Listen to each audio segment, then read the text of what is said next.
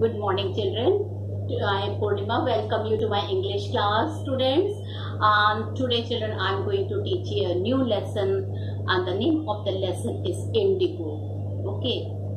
And indigo, children, you know that blue powder with which when the white shirt are dipped, and that white shirt when it turns yellowish, it becomes a bit more white. So indigo is that powder.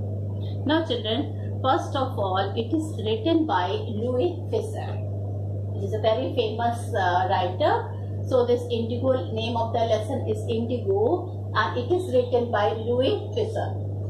So I will be telling you, children, few things about the lesson. First, I will be telling you about the writer.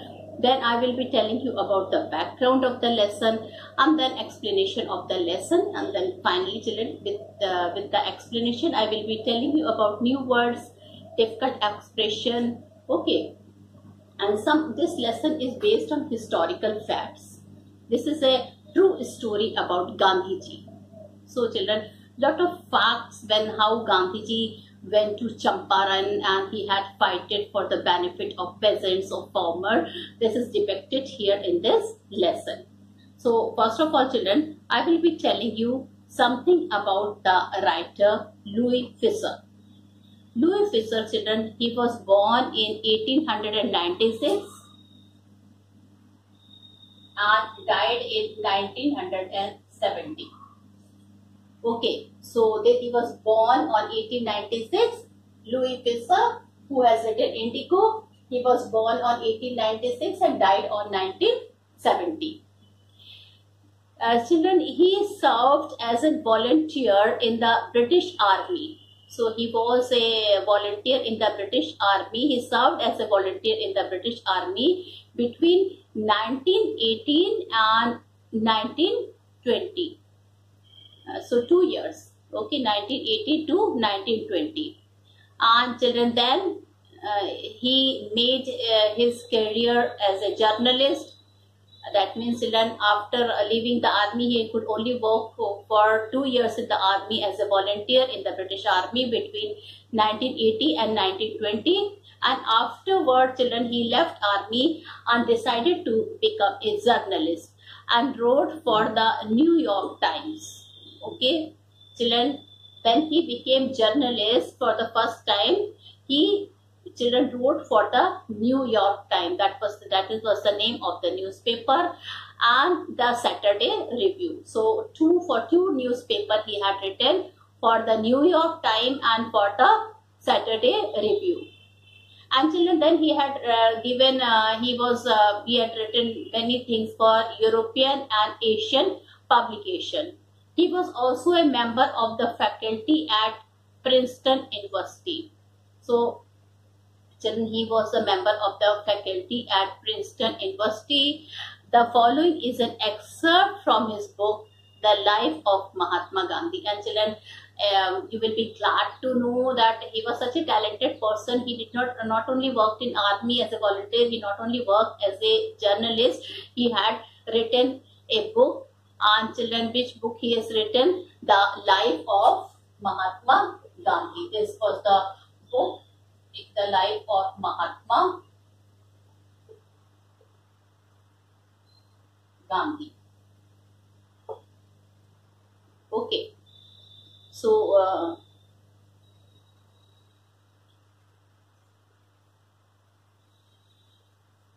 children, this is the name of the book he has written.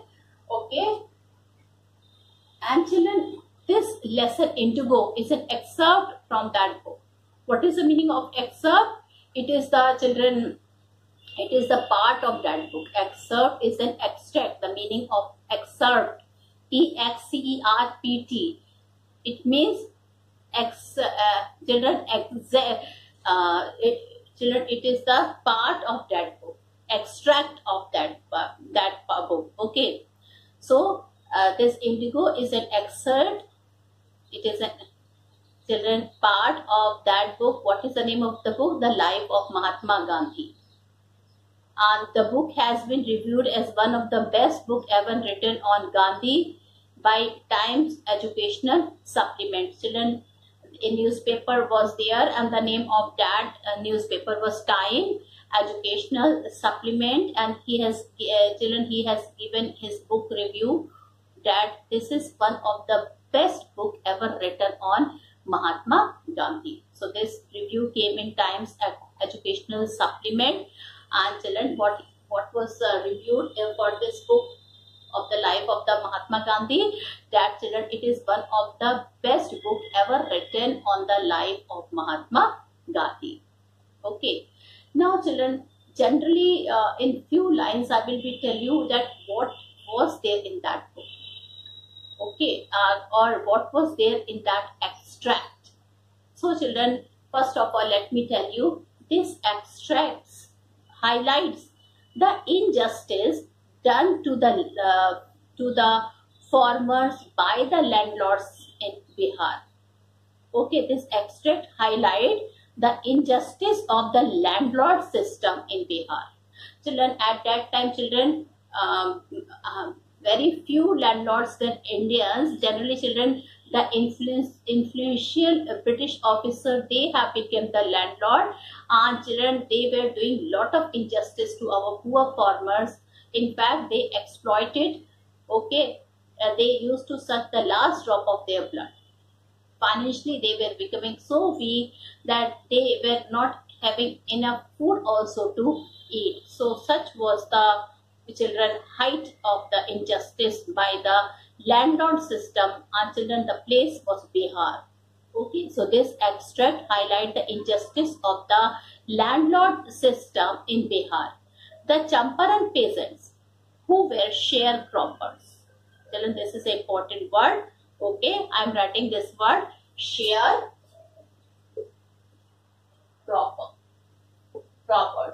That means, children, when the crop used to grow, they used to share the money or the crop to the landlord. They only used to keep some percentage of money. Children, if they earn 70% of the money, so only 10% was the money they used to keep, and the rest was such was the policy of the landlord at that time in Bihar, that they have to part with their money to the landlord. So this was, children, this is the height of the injustice. They used to work hard and they used to do a lot of labor, but finally the profit was used to be kept by the landlord. Generally, the landlords were the British officers, the influential British officers. Now children, this is a true story about the Champaran peasants. Champaran is a place in Bihar, and children, the peasants, the farmers were exploited a lot there. And these farmers were sharecroppers, were exploited by the rich and influential English landlord. And I told you, children, these sharecroppers or these farmers, they were exploited by English landlord. Okay. Who insisted on cultivation of indigo on 15% land. And children, who insisted, these landlords, they used to insist that they cannot cultivate any other crop, they can only cultivate indigo on 15% land, and made them surrender the entire indigo harvest as rent. So this was the injustice. After, children, after what happened, Germany developed synthetic indigo. They obtained agreements from the sharecropper to pay them compensation for being released from the 15% arrangement, but they did not listen. So children, Gandhiji was being asked to help them. Gandhiji took up the cause of the poor peasant, though he had to face lot of insult, lot of bullying. Okay, but then children, he did not put his foot behind.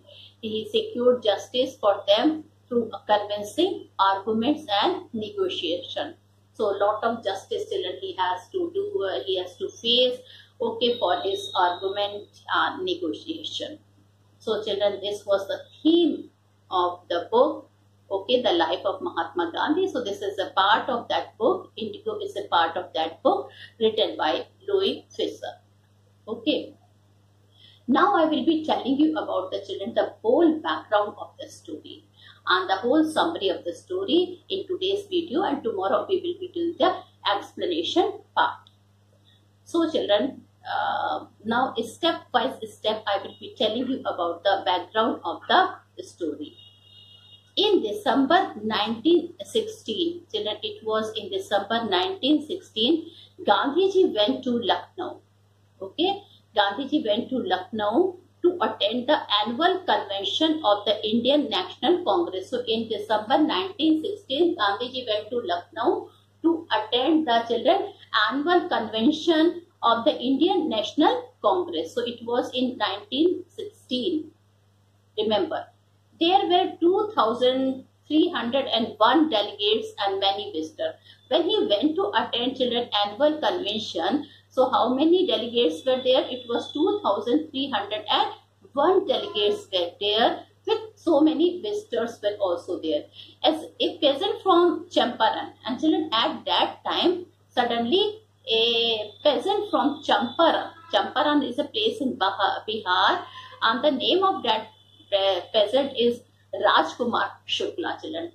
He is the person who has brought turning point in Gandhiji's life. Okay, so he was a peasant and he was very sad by this landlord and the injustice done by the British landlords to them. So that peasant, the name of that peasant was Rajkumar Shukla, and children, he asked Gandhiji to visit his district.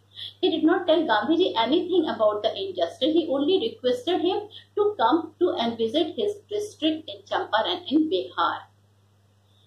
Now children, Gandhiji at that time, he was too much busy in the annual convention that he was not having even time to talk to him or to give him some time to talk to him. So, but Shukla, he knew that Gandhiji was very busy and he is not having time even to talk to him. So children, wherever Gandhiji used to go, he also used to follow Gandhiji. If he used to go outside from one building to the other building, he used to follow him, wait outside the building. Then Gandhiji, he used to tell him, oh, I don't have time, we will come to some other day and then we will have a talk. Poor fellow, children, he did not lose his heart. Again, he followed Gandhiji. That means, children, wherever he was going, Gandhiji, Rajkumar Shukla was also following Gandhiji.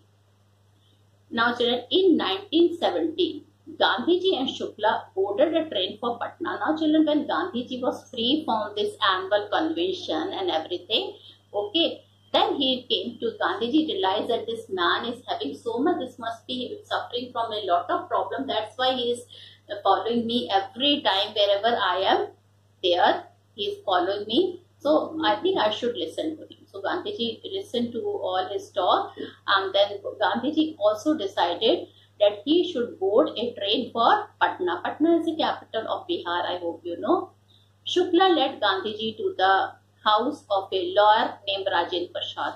Now children, Shukla was not a very rich person. Okay, you know that Gandhiji could not give all the facilities to Gandhiji. So what he did, he took Gandhiji to a lawyer, an Indian lawyer whose name was Rajendra Prasad. Now children, when Gandhiji went to his house for a talk to that lawyer, they could not see him. So children, Gandhiji could not see him as he was out of the station. Okay, so Gandhiji decided to go first to Muzaffarpur. So Gandhiji thought that it is better to go and know about the condition in Muzaffarpur, that was also in part of Bihar, to obtain complete information about the condition of Champaran. And he knew, children, from there he would be having a complete information about Champaran. He reached Muzaffarpur by train at midnight. Now children, he reached Muzaffarpur by train at midnight on 15th April 1917. So children, it was 15th April 1917. Now children, remember children, Rajkumar followed Gandhiji during the time of the annual convention, and it was December 1916. Until then, he is following Gandhiji, and finally children, on which date Gandhiji gave him time, he visited Muzaffarpur on 15th April 1917. Professor J.B. Kriplani received him at the station. Now children, Gandhiji was not an ordinary person. After all, he was the father of the nation, a great leader of Indian National Congress. Okay, and he was very popular among the people. So children, at that time, Professor J.B. Kriplani came to the station to receive Gandhiji. Now, Gandhiji stayed there for at least 2 days. Gandhiji stayed there for 2 days. The news of Gandhi's arrival and the nature of his mission spread quickly through Muzaffarpur and to Champaran sharecroppers. Okay, children, when Gandhiji went to Muzaffarpur, this news quickly spread like fire to all the person in Muzaffarpur and in Champaran. So many farmers, children from both the places came to visit Gandhiji. Okay. Muzaffarpur children, a lawyer also came to him and they briefed all the cases of this landlord system and how injustice was done by the influential British officer to the Indian peasant. Day by day, these Indian peasants are becoming more and more poor, and children, they are being exploited by this British landlord. So children, so many lawyers also from Muzaffarpur and from Champaran came and they briefed everything to Gandhiji. Now children, he chided the lawyers for collecting big fees from the sharecropper. At the same time, they were told that they charge a lot of money in the form of a tax from these poor sharecroppers of peasants. He thought that law courts were useless for the crushed and fear-stricken peasant. And children, at that time, the courts were also under the control of the influential British officer. So children, these poor peasants, they were helpless. They were know that even if they will go to the court, they will not get justice, and they were fear-stricken people. Now children, the main aim was Gandhiji, first of all, that the fear should be removed, okay, from them. Why they are so fearful from the British people and from some of the strong Indian, Indian landlords, okay. So it was the first aim of Gandhiji to remove those fear from them, from the hearts of the peasants. Well, now children, Gandhiji finally, from when he collected some of the views, he came to know that these people, they are really facing problem. And children, finally, as he promised Rajkumar Shukla that he will certainly come to Champaran. So children, he finally went to Champaran. He began by trying to get the facts from the Secretary of the British Landlords Association. Now children, he thought he had enough talk with the Indian lawyers who briefed him everything in Muzaffarpur. Then lot of peasants also came to him when he was in Muzaffarpur. Now children, he thought that he would talk to the Secretary of the British Landlord Association. He would talk to the Secretary of the British Landlord Association. So student children, when he went to Muzaffarpur, Gandhiji, when he went to Muzaffarpur, he did a lot of talk with the lawyers of the peasants, yes, and the lawyers in Muzaffarpur. He children came to know that really lot of injustice has been done to the poor peasants, and they have been exploited a lot by the influential British officer. So he thought, why don't he talk directly to the British officer who were responsible for these type of things. So children, he came to Champaran, and children, he started trying to get the facts. He wanted to talk to the Secretary of the British Landlord Association. Okay, but children, he behaved in a very bad manner. He insulted Gandhiji, and he refused that he will not be talking to Gandhiji, and he will not give any information to Gandhiji.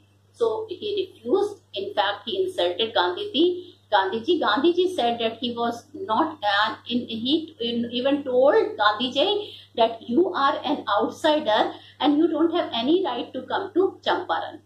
Well, Gandhiji replied him that he was not an outsider. Gandhiji gave him a firm reply. Okay, in a very polite manner, he replied that he is not an outsider. Now, children, Gandhiji understood that there is no use of talking to him because that fellow will, the secretary of the British Landlord Association, he will not talk to him. Now, children, next thing Gandhiji told, he started thinking and he told that he would call, Gandhiji called on the British official commissioner of the Tribute Division.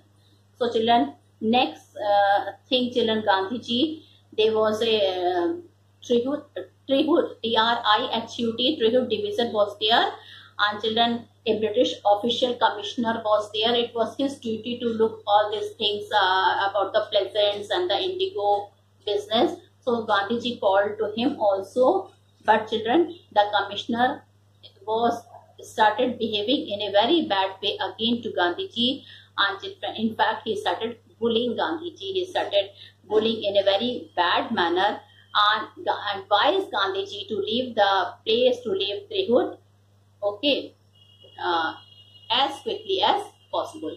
So children, Gandhiji could not get any support from the two senior officers. One was the secretary of the British Landlord Association. He refused. He acted in a very bad manner. He refused to give all the information. And children, even the British official commissioner, he also insulted Gandhiji. In fact, he bullied Gandhiji and told to leave the city as soon as possible. Okay. The commissioner started bullying Gandhiji and advised him to leave Trihut Division.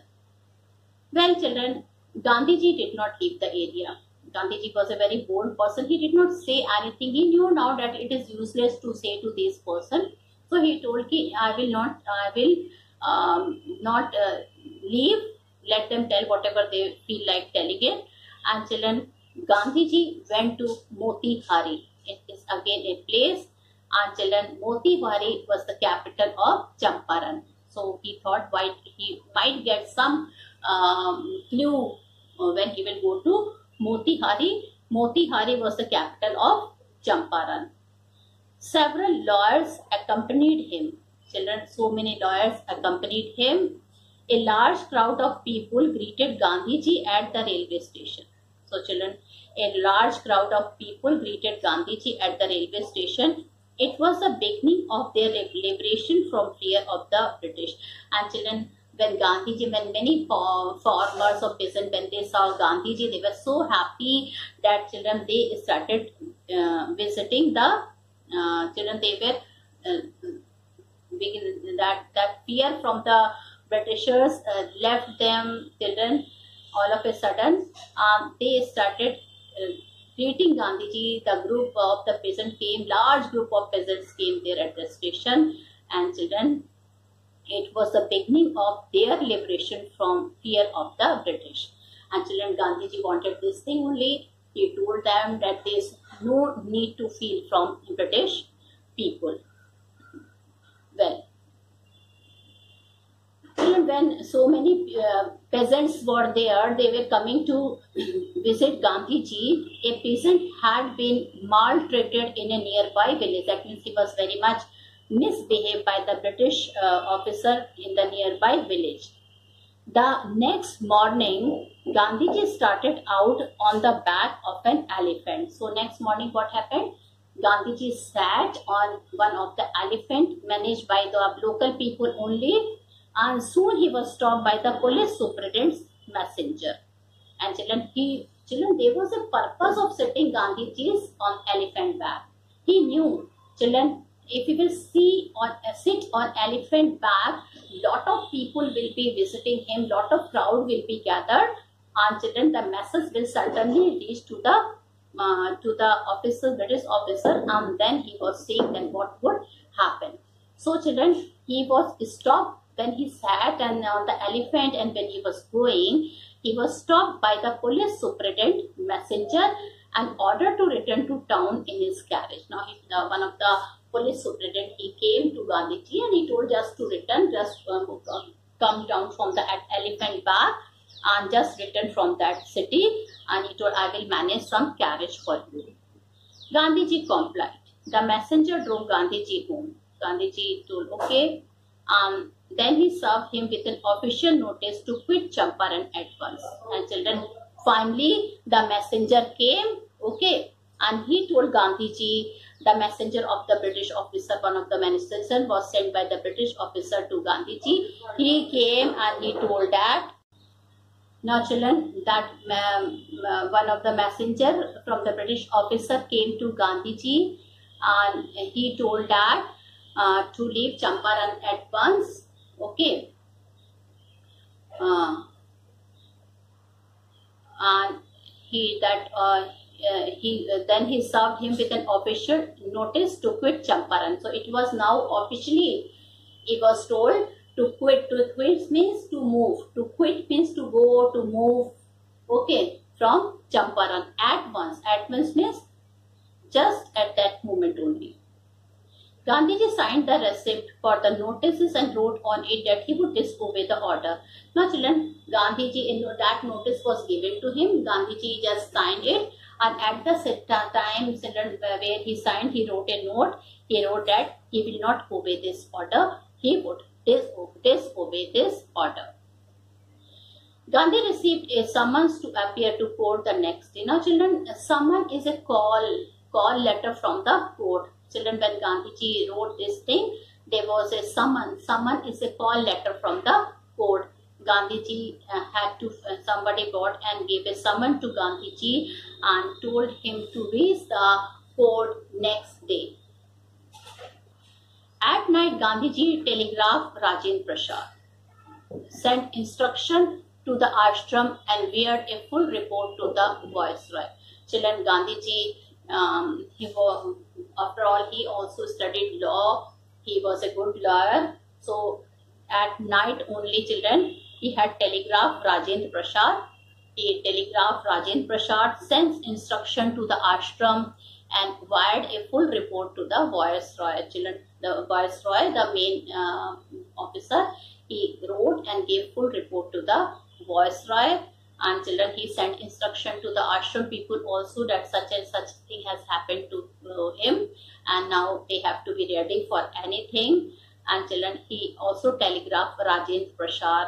Did you remember the children lawyer where Shukla told Gandhiji to stay in his house? So children, this was the situation now. The situation was becoming more and more tense. Now children, what happened? Thousands of peasants gathered around the courthouse. Now children, when Gandhiji went to give that notice to the Viceroy, a lot of peasants, thousands of peasants, at that time children, Gandhiji went to the court, and children, because there was a summons from the court, and when people heard this, thousands of people, thousands of peasants in fact, and farmers gathered around the children court. The officer felt powerless, and children, the British officer, for the first time they felt they were so powerless. They cannot shoot so much people, they cannot stop such a large crowd. So indirectly, Gandhiji won there. The authority wished to consult their superiors. Now children, when the authorities, the police and the superintendent of the police, they were not able to control that poor children, this one peasant. So they thought to consult the superior. They start to consult their superior. Gandhiji protested against the delay. Now Gandhiji told that we will not do whatever they are wishing. Okay, and he told that this is the manner they are, children. They are making us to do delay in our work. So Gandhiji protested against the delay.